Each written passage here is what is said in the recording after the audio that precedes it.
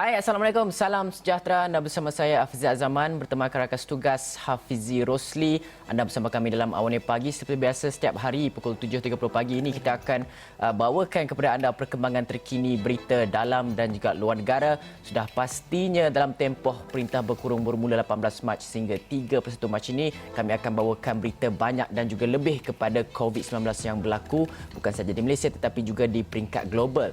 Dan sehingga semalam, berita-berita penting yang perlu anda ketahui kerana kita kena sentiasa kemaskini update data kepada anda dan juga berita-berita lain berkaitan dengan COVID-19 ini kerana virus itu sendiri mempunyai sifat yang berubah-ubah sekarang ini.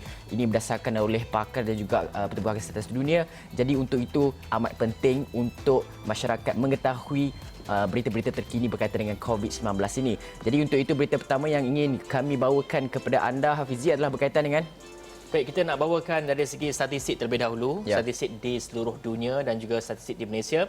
Dan kalau kita lihat statistik di seluruh dunia, China masih lagi mendahului dengan ini sehingga semalam, iaitu kenyataan ini telah dikeluarkan oleh Kementerian Kesihatan dikemaskini pada 1 petang, di mana China telah pun dengan kes yang tertinggi 81,499, jumlah kematian 3,267.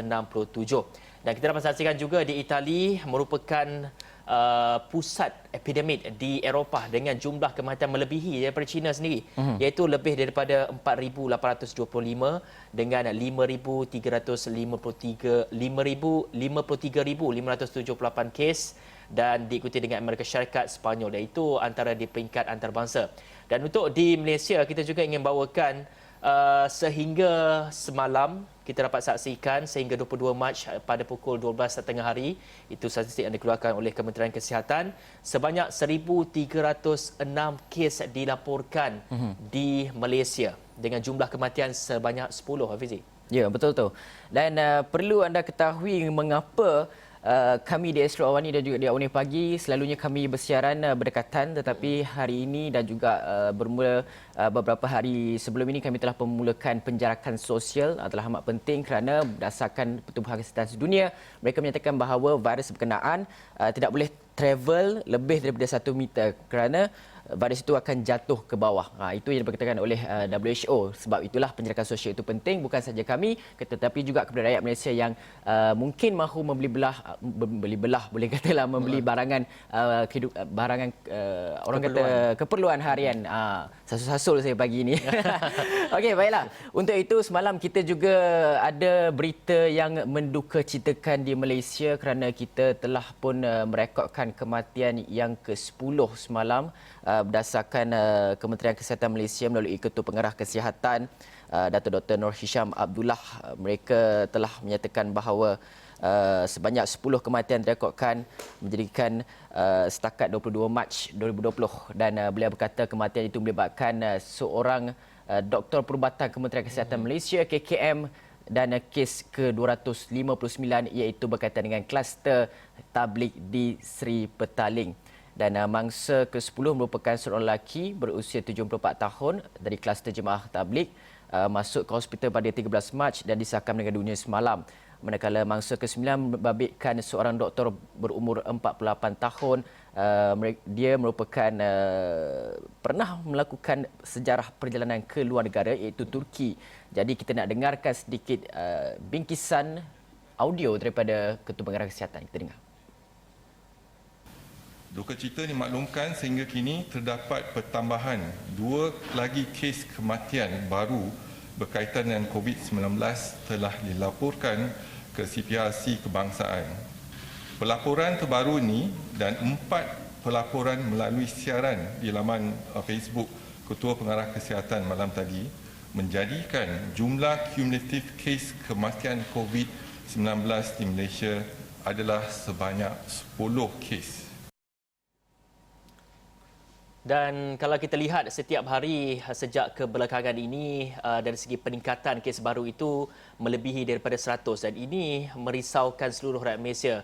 Dan juga KKM telah pun mengambil inisiatif untuk mempertingkatkan lagi dari segi keupayaan mereka dari segi persampelan. Dan ini kata daripada Kementerian Kesihatan, iaitu Kementerian Kesihatan akan meningkatkan keupayaan persampelan sehingga 16,000 sehari menjelang April ini. Dan kata Ketua Pengarah Kesihatan Datuk Dr. Nur Hisham Abdullah, untuk minggu ini saja setiap hari pihaknya mampu menjalankan 3,500 ujian persampelan. Dan kalau ikutkan kemampuan, mereka ingin meningkatkan kepada 7,000 pada minggu hadapan dan pada bulan hadapan terus melaksanakan kepada 16,000 ujian sehari. Dan ujarnya pendekatan bersasar sedang dilaksanakan oleh pihaknya di peringkat lokaliti dan juga daerah dalam mengenal pasti pesakit dalam siasatan PUI dan juga kontak rapat. Kita nak dengar juga kata daripada Ketua Pengarah Kesihatan Datuk Dr. Nur Hisham Abdullah berkenaan dengan perkara ini.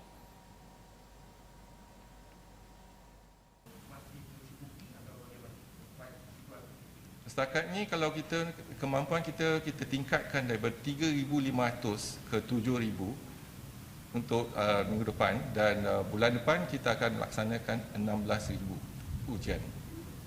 Jadi test kit itu mencukupi kalau rasa 16,000. Okey, kita ada juga bersama dengan editor eksekutif Astro Awani Abdul Razak Cik, di mana berita berkenaan dengan KKM tingkatkan keupayaan pensimpelan sehingga kepada 16,000 ini. Cik Razak, mungkin betapa pentingnya sekarang ini kita bergerak ke arah peningkatan pensimpelan. Menjelang April katanya kita akan mendapat 16,000. Adakah ini memungkinkan kita melaksanakan proses ujian COVID-19 itu dengan lebih cepat, efisien dan kita dapat mengurangkan jangkitan COVID-19 itu? Fizi, kalau kita tengoknya, kita tambahkanlah keupayaan kita untuk menyaring pensampelan dan sebagainya. Tetapi apa yang penting adalah mereka yang ada menunjukkan gejala-gejala, mereka yang sudah pergi ke sana kemari, yang tidak mengikuti menetapi arahan supaya menjarakkan diri. Tengok kita pun pada hari ini, saya duduk, kalau ada kamera ke atas ni nak tunjuk betapa kita apa yang kita sarankan kita lakukan. We practice what we preach. Saya duduk, saya rasa lebih kurang 5 meter daripada Hafizi. Hafizi lebih kurang 1 meter, 2 meter lebih daripada semeter yang diperlukan. Ini kita sendiri perlu untuk melakukan penjarakan supaya walaupun kita ada keupayaan untuk menyampel dan menyaring, berapa banyak pun ada, tetapi mereka yang at the point mereka mengambil sampel itu, mereka sekiranya sudah ada menunjukkan ataupun melakukan sesuatu yang menimbulkan syak wasangka lah, katakan pernah bersampingan dengan mereka-mereka yang ada bergejala, waktu nak tunggu sampel itu kembali dan test result itu kembali sama ada negatif atau positif, terpaksa melakukan penjarakan sosial. Jadi bagaimana kita lakukan? Janganlah kita keluar, kita tak ikut arahan MKN. Kalau nak keluar, nak beli makanan tu hanya seorang saja yang keluar. Jadi kita sendiri ada tanggungjawab kita sendiri bagaimana kalau sudah ada keupayaan daripada kementerian sendiri untuk membuat pensampelan dan saringan, kita sendiri bantu usaha ini supaya kita menjarakkan, kita mengambil langkah-langkah tidak expose diri kita kepada apa-apa penularan. Jadi kita sendiri ada tanggungjawab kita sendiri kita lakukan. Okey. Selain daripada itu juga satu perkara yang menjadi kebimbangan kita adalah boleh dikatakan 62% ataupun 820 individu daripada kluster jemaah tabligh yang setakat ini telah pun disaringkan oleh Kementerian Kesihatan Malaysia. Mereka ini telah pun disahkan dijangkiti COVID-19. Tetapi malangnya terdapat segelintir, boleh dikatakan dalam lebih kurang 4,000 jemaah tabligh yang masih lagi belum dapat dikesan dan mereka ini gagal untuk tampil ke klinik-klinik berdekatan untuk menjalankan serangan kesihatan dan juga kuarantin kerana mereka menghadiri perhimpunan ijtimak di Seri Petaling pada beberapa bulan lepas. Dan berdasarkan Kementerian Kesihatan, terdapat 1 daripada 10 jemaah tabligh di Seri Petaling positif COVID-19. Itu adalah nisbahnya. Jadi kita nak dengarkan keperincian lanjut mengenai perkara ini. Kita bersama dengan Datuk Dr. Nur Hisham Abdullah. Yang positif untuk COVID di kalangan jemaah tabligh ialah 743 kes yang dah positif. Saringan yang dilaksanakan ialah 11,000 dan pensampelan test yang kita laksanakan ialah 6,700. Tapi yang positif hanya setiap 10 orang yang kita saring, seorang yang positif. Okey, angka 743 itu sebenarnya 820 individu daripada jemaah tabligh. Perkara itu baru saja dimaklumkan di Twitter Ketua Pengarah Kesihatan Datuk Dr. Nur Hisham. Itu adalah kemaskini terkini mengenai jemaah tabligh. Jadi kita harapkan mereka ini tampil untuk membuat saringan kesihatan, dan semalam Menteri Pertahanan ataupun Menteri Kanan kita Datuk Seri Ismail Sabri juga turut menyeru kepada saudara mara jemaah tabligh yang mana sekiranya anda mengetahui di mana lokasi jemaah tabligh ini berada, tolong maklumkan kepada pihak berkuasa ataupun maklumkan kepada saudara anda itu sendiri untuk datang membuat saringan, kerana kes di Sarawak bukan saja risiko kepada jemaah tabligh tetapi juga kematian melibatkan ahli keluarganya iaitu isteri dan juga anaknya. Jadi perkara ini yang mahu dibendung, perkara ini yang mahu kita elakkan supaya ia berlaku lagi. Justru itu kita nak pergi kepada laporan seterusnya, Fizi. Dan laporan seterusnya kita nak saksikan jika kesemua kes ini iaitu lebih daripada 1,300 kes yang dicatatkan positif di Malaysia. Jadi KKM harus meneliti agaknya dari segi mereka yang individu yang terkesan dengan positif COVID-19 ini, mereka ni dari daerah yang mana. Jadi Kementerian Kesihatan Malaysia telah pun mengklasifikasikan ataupun telah pun menetapkan bahawasanya apabila sesuatu kawasan ataupun satu daerah itu mempunyai lebih daripada 40 kes COVID-19, ia dikategorikan sebagai zon merah. Dan jelas Ketua Pengarah Kesihatan Datuk Dr. Nur Hisham Abdullah, ia bagi memastikan pihaknya menumpu kepada daerah-daerah yang terjejas sebagai langkah pencegahan awal. Dan katanya 6 kawasan telah pun dilabel sebagai zon merah, dan kita dapat saksikan antara kawasan-kawasan yang dilabel sebagai zon merah mengikut taburan kes yang tertinggi. Yang pertama sekali, kes tertinggi dicatatkan adalah di Petaling Jaya dengan 96 kes, Lembah Pantai 90 kes, Hulu Langat 75 kes, Johor Bahru 52 kes, Seremban 42 kes dan juga Titi Wangsa 40 kes. Dan ini antara 6 kawasan yang dilabel sebagai zon merah di mana KKM sendiri akan mempertingkatkan dari segi kawalan dan juga untuk mengenal pasti mereka yang berkemungkinan dijangkiti dengan virus ini. Ya, kepada anda yang berada di dalam kawasan yang disebutkan oleh Hafizi sebentar tadi, diharapkan dapat mengambil langkah berjaga-jaga, amalkan penjarakan sosial 1 ataupun 2 meter ketika keluar dari rumah untuk beli barang ataupun pergi bekerja dan sebagainya. Okey, semalam juga ada satu perkara penting yang berlaku di mana beberapa boleh dikatakan hampir 50,000 anggota daripada penguatkuasa pelbagai agensi telah pun dikerahkan untuk membantu Polis Diraja Malaysia PDRM menjalankan beberapa perkara melaksanakan perintah kawalan pergerakan yang bermula pada 18 hingga 31 Mac ini, di mana anggota daripada Angkatan Tentera Malaysia ATM, kemudian kita ada juga Angkatan Pertahanan Awam, kemudian kita ada juga pihak berkuasa tempatan. Penguatkuasa ini akan ditempatkan dalam beberapa lokasi yang dikatakan masyarakat gagal mengamalkan penjarakan sosial, terutamanya di Pasaraya, kerana pihak polis mendapat laporan bahawa boleh dikatakan mereka yang pergi ke pasar ada masalah kerana mereka bersesak-sesak untuk membeli barangan keperluan harian.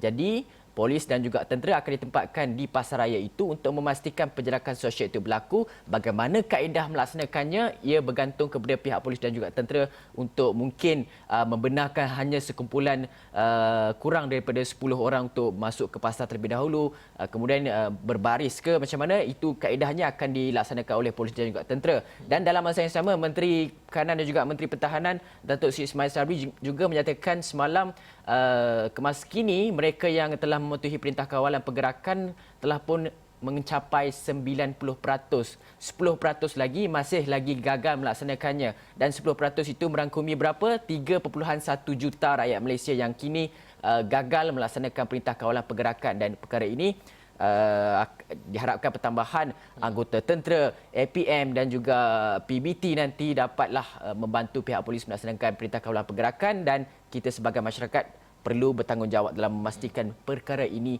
berjalan lancar, seterusnya mengurangkan kes COVID-19 di Malaysia. Dan kalau kita lihat semalam juga nampaknya kita dapat saksikan iaitu Angkatan Tentera Malaysia ATM telah pun dikerahkan untuk membantu polis dan hampir 50,000 anggota pantau perintah kawalan pergerakan, dan itu kata daripada Menteri Kanan Datuk Seri Ismail Sabri, dan katanya lebih kurang 50,000 anggota terdiri daripada tentera, polis, rela dan pihak berkuasa tempatan memantau pematuhan orang ramai terhadap perintah kawalan pergerakan dalam mengekang penularan wabak COVID-19.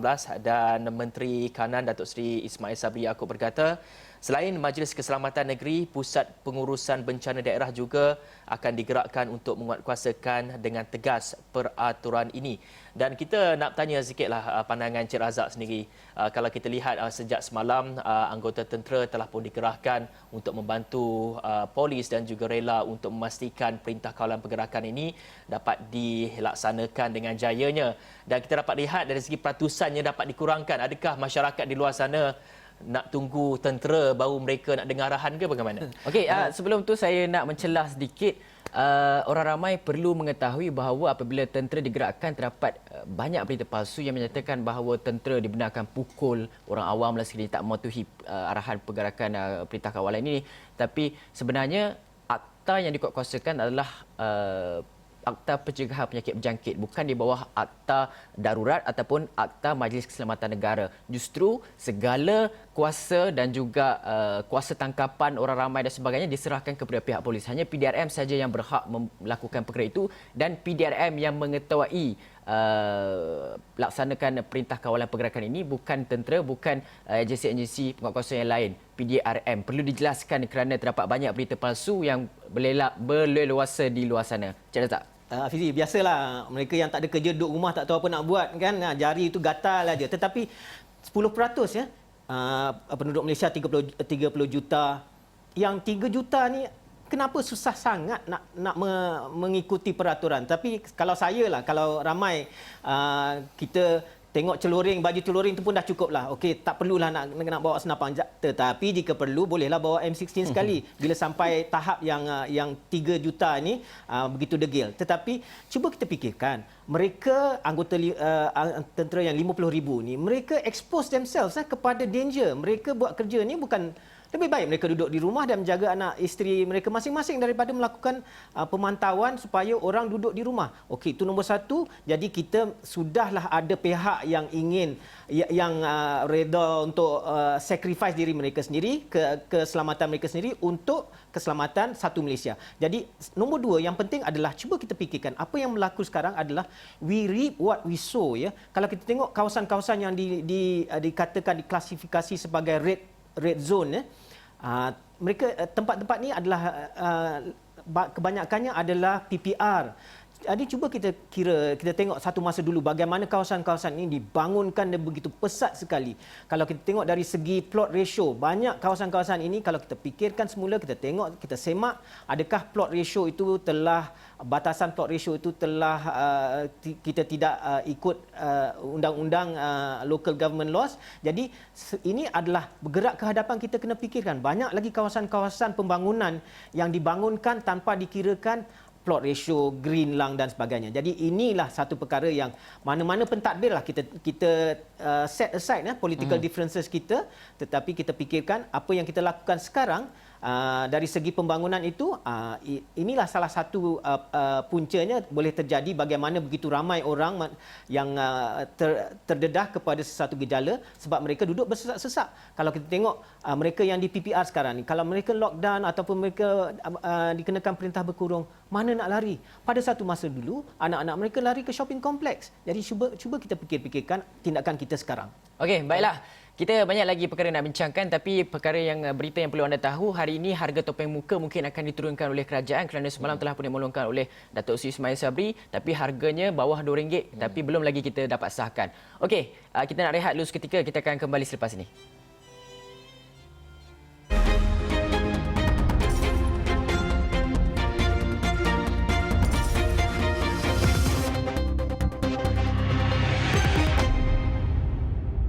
Baik, kembali bersama saya Hafizi Rosli dan juga Hafizi Azaman. Dalam setiap negara menangani wabak COVID-19 ini, dan semestinya pelbagai inisiatif telah pun dijalankan oleh setiap negara ni.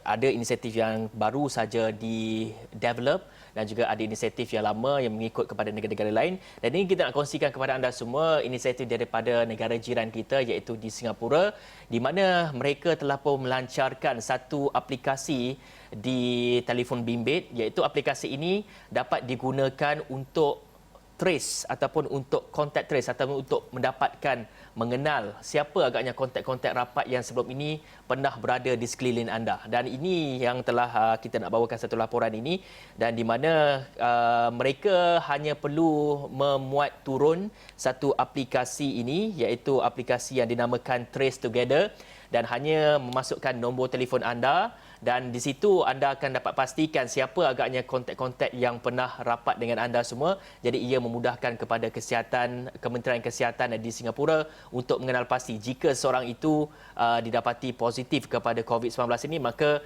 setiap kontak yang dekat dengan mereka itu mereka dapat kenal pasti. Dan ini kita nak tanya kepada Encik Razak, inisiatif yang dijalankan oleh Singapura ini bagaimana agaknya kita dapat saksikan? Adakah ia boleh dilangsungkan ataupun adakah ia boleh diguna pakai di negara-negara lain ke bagaimana Encik Razak?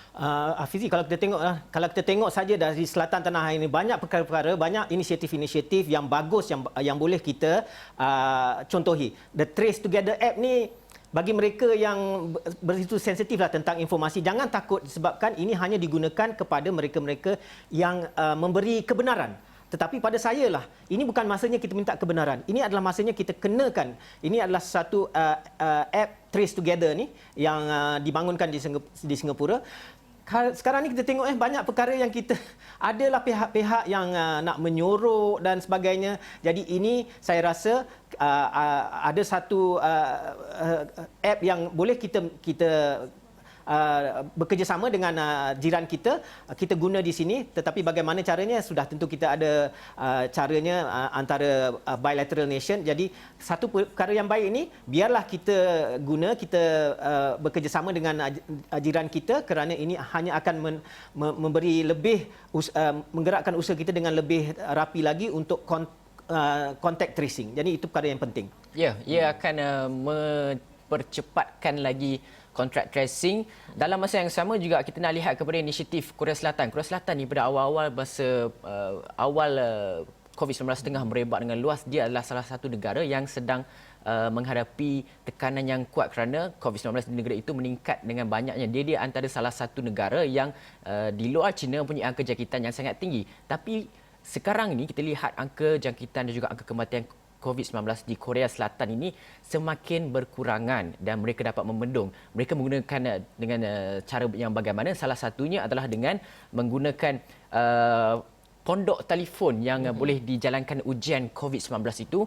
Mereka menyatakan bahawa pesakit perlu konsak dengan petugas, kemudian petugas akan ambil sampel menggunakan glove getah panjang daripada luar pondok telefon itu, dan proses ini cuma ambil masa dalam 7 minit. Kalau dahulu mereka cuma boleh mengesan melakukan ujian COVID-19 ini dalam 10 kali dalam sehari, tapi sekarang telah meningkat kepada 70 hingga 80 kali.